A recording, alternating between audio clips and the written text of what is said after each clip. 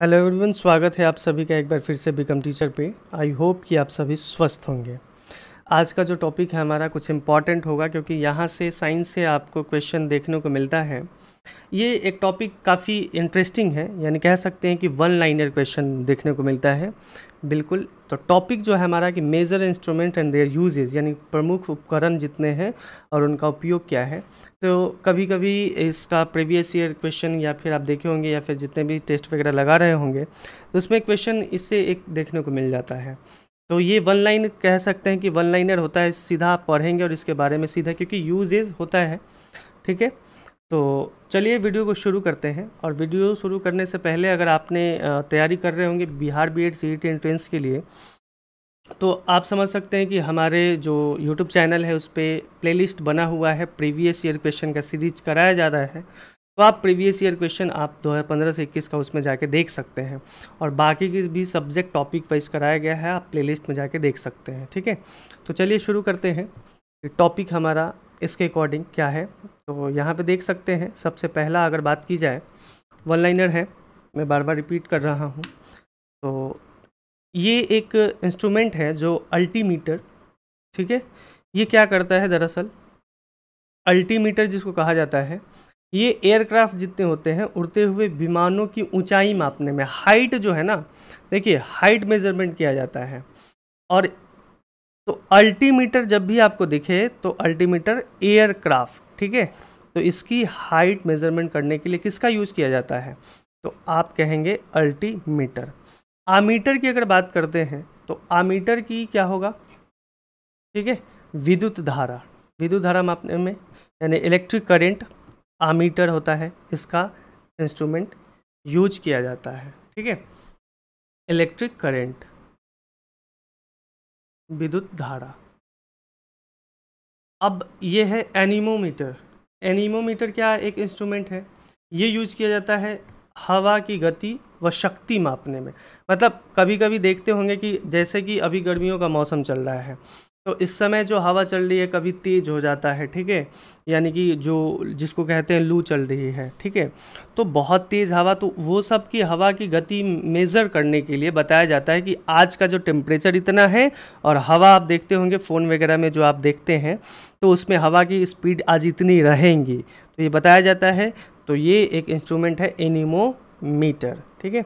ठीक उसी प्रकार ऑडियोमीटर, ऑडियोमीटर हमारा नाम में छिपा हुआ है ऑडियो, तो ये सिंपल सी बात है कि ऑडियो यानी ध्वनि की तीव्रता मापने में, ठीक है, कि कितना इसका तीव्रता है, इसके लिए यूज किया जाता है किसका, ऑडियोमीटर। तो क्वेश्चन पूछिएगा ध्वनि की तीव्रता मापने में कौन सा यंत्र यूज किया जाता है, तो आप बताएंगे ऑडियोमीटर। ठीक उसी प्रकार से अगर बात किया जाए बैरोमीटर, ठीक है, तो बैरोमीटर का क्या होता है, वायुमंडलीय दाब यानी एटमॉस्फेरिक प्रेशर। ठीक है, एटमॉस्फेरिक प्रेशर जो होता है, इसको मेज़र करने के लिए हम लोग बैरोमीटर का यूज करते हैं। ठीक है। ठीक इसी प्रकार से है फैदोमीटर। फैदोमीटर एक इंस्ट्रूमेंट है जो समुद्र की गहराई मापने में यूज किया जाता है। ठीक है, समुद्र की गहराई मापने के लिए यूज किया जाता है। और यहीं से आप देख सकते हैं कि जो समुद्र के अंदर जो हमारा पनडुब्बी रहते हैं, ठीक है, तो उसका पता लगाने के लिए जो क्या चीज़ का यूज़ किया जाता है, सोनार। ठीक है, तो उसके अकॉर्डिंग पता चल जाता है। तो ये समुद्र की गहराई दरअसल है कि कितनी गहराई है। ठीक है, तो फैदोमीटर यूज किया जाता है। और यहाँ पे देखते हैं हाइड्रोमीटर। ठीक है, तो हाइड्रोमीटर क्या होता है, तो हाइड्रोमीटर एक यंत्र है जिसका द्रव्यों की अपेक्षिक घनत्व को मेज़र करने के लिए किया जाता है। ठीक है, यानी कि हम कह सकते हैं कि ये जितने भी द्रव हैं उसका मतलब डेंसिटी कह सकते हैं, लिक्विड की बात कर रहे हैं तो हाइड्रोमीटर का यूज किया जाता है। ठीक है। अब यहाँ पे देख लेते हैं कि विस्कोमीटर। विस्कोमीटर किसकी यूज क्या किया जाता है, तो विस्कोमीटर द्रवों, यहाँ पे होगा द्रवों, द्रवों की श्यानता मापने के लिए यूज किया जाता है। ठीक है, इसका द्रवों की श्यानता मापने के लिए। तो ये आप बेसिकली यहाँ से आप समझ सकते हैं, वन लाइनर क्वेश्चन है, यहाँ से पूछ देगा, आप इजीली इसको ध्यान में रखेंगे। और इसका अगर पीडीएफ आप चाहते हैं तो आप हमारे टेलीग्राम चैनल को ज्वाइन कर सकते हैं, बिकम टीचर, डिस्क्रिप्शन में लिंक दिया रहेगा, वहाँ से आप जाके सीधे ज्वाइन करके आप पीडीएफ इसका प्राप्त कर सकते हैं। ठीक है, इसके बाद बात करते हैं सिस्मोग्राफ। तो ये तो आप जानते हैं, कॉमन चीज़ें हैं। सिस्मोग्राफ किसके लिए यूज़ किया जाता है? भूकंप को रिकॉर्ड करने के लिए, ठीक है, कि इतना तीव्रता आज के भूकंप था 7.4, 6.5, तो किसके लिए? सिस्मोग्राफ का यूज़ किया जाता है। ये एक रिक्टर स्केल। अगला है रिक्टर स्केल। तो रिक्टर स्केल जो होता है, यह होता है भूकंपीय तरंगों का तीव्रता मापने के लिए। जो हमारा वेवलेंथ होता है कि भूकंप का वेवलेंथ कितना था, उसका रिक्टर स्केल का यूज़ किया जाता है, ठीक है। ये भूकंप को रिकॉर्ड, ये इसका भूकंप का कह सकते हैं अर्थक्वेक का वेवलेंथ मेज़र करने के लिए, ठीक है। तो ये रिक्टर स्केल हो गया और ये सिस्मोग्राफ। तो वर्ड में आप ध्यान रखिएगा, शब्द जो है उस शब्द को ध्यान रखिएगा। अब है रडार। रडार जैसे है, तो रडार हमारा क्या है? वायुयान जो एयरक्राफ्ट है उसकी स्थिति ज्ञात करने के लिए। देखिए, हमने बताया था अल्टीमीटर। अल्टीमीटर क्या था? अल्टीमीटर एयरक्राफ्ट की ऊंचाई को मापने के लिए, लेकिन रडार है कि आखिर एयरक्राफ्ट है कहाँ। कभी देखते हैं कि बादलों के बीच में चला जाता है, तो उसके अकॉर्डिंग करना होता है, तो रडार के माध्यम से पता चलता है कि हाँ एयरक्राफ्ट यहाँ पे है। इसकी स्थिति को पता करने के लिए रडार का यूज किया जाता है। नेक्स्ट है पायरोमीटर। पायरोमीटर की अगर बात की जाए तो ये हाई टेम्परेचर मेजर करने के लिए यूज़ किया जाता है, जैसे रेगिस्तान हो गया, ठीक है।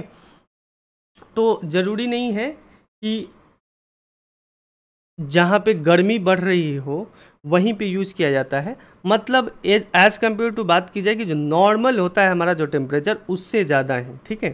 तो हाई टेम्परेचर ऐसे आप समझ सकते हैं कि हाई टेम्परेचर मेजर किया जाता है, उसका यूज़ किया जाता है पायरोमीटर, ठीक है।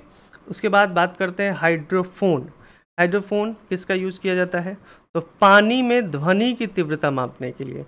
देखिए, ध्वनि हर जगह होती है, ये आपको पता है, ठीक है। तो पानी में ध्वनि साउंड कितना है, उसका तीव्रता, उसको मेज़र करने के लिए हाइड्रोफोन का यूज किया जाता है। उसके बाद है स्फिग्नोमैनोमीटर, ठीक है।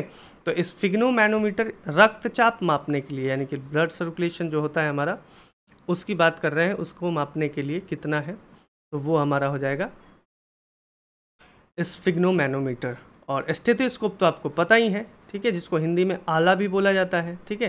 तो स्टेथोस्कोप हृदय एवं फेफड़े की ध्वनि सुनने में के लिए यूज़ किया जाता है कि कितना, जैसे डॉक्टर यूज़ करते हैं कभी हाथ पे, हथेली पे, और हमारे हार्ट पे हार्ट बीट चेक करते हैं कि उसका ध्वनि सुनने के लिए यूज़ किया जाता है, ठीक है। अगला है जैसे हाइग्रोमीटर, ठीक है। हाइग्रोमीटर क्या होता है? ये अपेक्षिक आर्द्रता मापने में, यानी कि हम कह सकते हैं कि रिलेटिव ह्यूमिडिटी मेज़र करने के लिए, ठीक है, रिलेटिव ह्यूमिडिटी, ठीक है।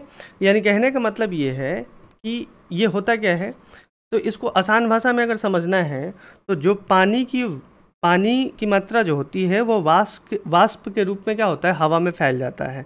वो नमी जो होता है ना, नमी, वही नमी की मात्रा होती है, वही होता है अपेक्षिक आर्द्रता, रिलेटिव ह्यूमिडिटी। यानी ऐसे समझ सकते हैं कि जैसे आप कार में बैठे हैं, या आपने ऑब्जर्व भी किया होगा, कार में बैठने के बाद आपने पूरी तरीके से शीशा बंद कर दिया, उसके बाद जब सांस लेते हैं, सांस छोड़ते हैं, तो एक बाहर से या अंदर से क्या बन जाता है, देखते तो होंगे कि ब्लर हो जाएगा शीशा।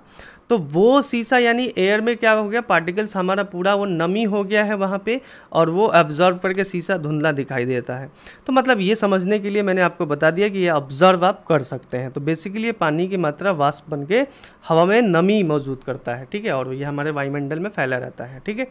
इसके बाद अगर हम लोग बात करें, नेक्स्ट है कैलोरीमीटर। कैलोरीमीटर क्या होता है? ऊष्मा की मात्रा मापने के लिए। बस सिंपल सी बात है कि ये है measure the amount of heat, ठीक है, ऊष्मा की मात्रा मापने में।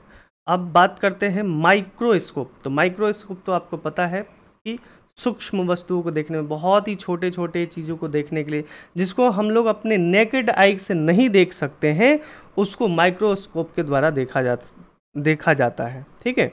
तो यूज़ किया जाता है छोटे छोटे वस्तुओं को देखने के लिए, माइक्रोस्कोप का यूज़ किया जाता है, बहुत ही छोटे, ठीक है। इसके बाद है ग्रामोफोन। ग्रामोफोन की अगर बात की जाए, यानी रिकॉर्ड पर अंकित ध्वनि को सुनने पे, ठीक है, जो भी रिकॉर्ड की गई है तो उस पे ध्वनि को सुनने के लिए ग्रामोफोन का यूज़ किया जाता है, रिकॉर्ड पर अंकित ध्वनि, ठीक है।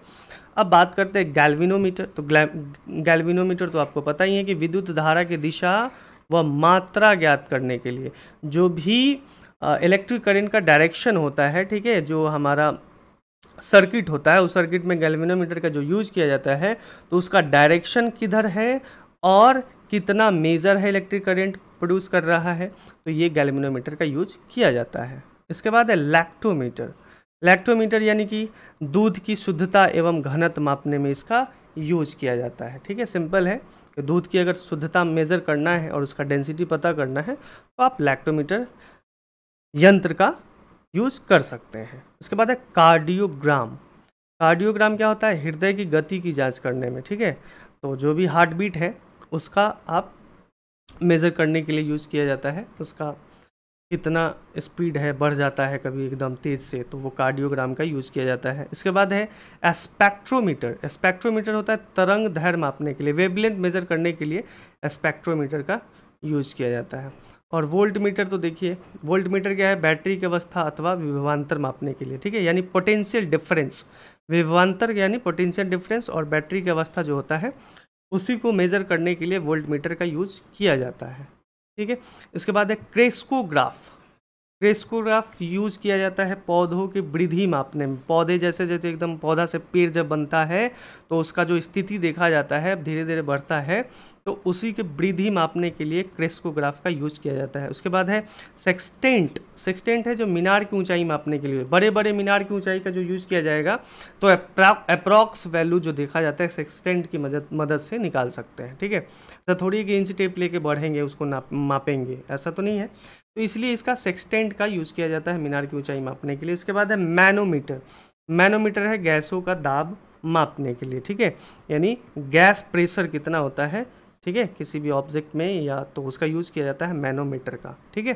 तो आई होप कि ये वीडियो आपको पसंद आया होगा, क्योंकि ये छोटे टॉपिक हैं लेकिन यहाँ से ये इम्पॉर्टेंट बन जाता है, इसलिए क्योंकि ये हमारे लिए एक उपकरण एवं उपयोग जो करते हैं, एक क्वेश्चन देखने को मिल जाता है अक्सर एग्ज़ाम में, तो ये हमारे लिए इम्पॉर्टेंट हो जाता है, ठीक है। तो चलिए एक मिलते हैं अगले वीडियो में, तब तक के लिए थैंक यू वेरी मच, ठीक है, हमारे साथ जुड़ने के लिए।